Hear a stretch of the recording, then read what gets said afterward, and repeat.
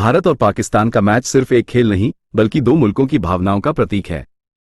Match से पहले ही यह चर्चा तेज थी कि इस महामुकाबले में क्या होगा, लेकिन 14 सितंबर को हुए मैच ने एक नए विवाद को जन्म दिया। मैच खत्म होने के बाद जब कप्तानों ने एक दूसरे से हाथ नहीं मिलाए तो ये घटना सिर्फ खेल के मैदान तक सीमित नहीं रही बल्कि दुनिया भर में एक बड़ा मुद्दा बन गई। ये लेख इसी घटना के विभिन्न पहलुओं को गहराई से समझने की एक कोशिश है। क्रिकेट में मैच के बाद खिलाड़ियों और कप्तानों का हाथ मिलाना एक पुरानी परंपरा है। ये सिर्फ एक शिष्टाचार नहीं बल्कि खेल भावना का प्रतीक है।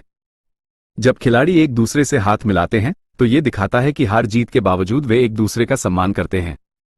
ये सिर्फ हाथ मिलाना नहीं था बल्कि दो मुल्कों को खेल के धागे से जोड़ने की एक कोशिश थी। इस बार ये परंपरा टूट गई और इसी वजह से कई सवाल उठने लगे। कप्तानों के हाथ न मिलाने के कई संभावित अर्थ हो सकते हैं।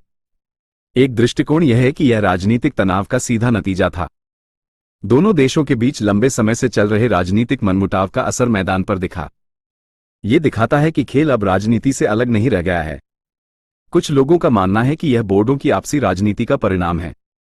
बीसीसीआई और पीसीबी के बीच संबंध लंबे समय से तनावपूर्ण रहे हैं।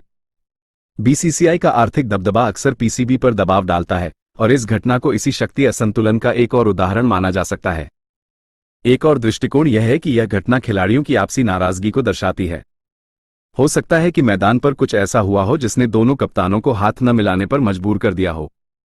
हालांकि इस पर कोई आधिकारिक पुष्टि नहीं हुई है, लेकिन सोशल मीडिया पर इस तरह के कयास लगाए जा रहे हैं। भारत और पाकिस्तान के बीच राजनीतिक तनाव का लंबा इतिहास रहा है। हाल के वर्षों में पुलवामा और उरी हमलों जैसी घटनाओं ने दोनों देशों के बीच संबंधों को और भी जटिल बना दिया है। यही कारण है कि क्रिकेट सीरीज भी दोनों देशों के बीच बंद हैं और वे सिर्फ आईसीसी जैसे टूर्नामेंट में ही आमने सामने आते हैं।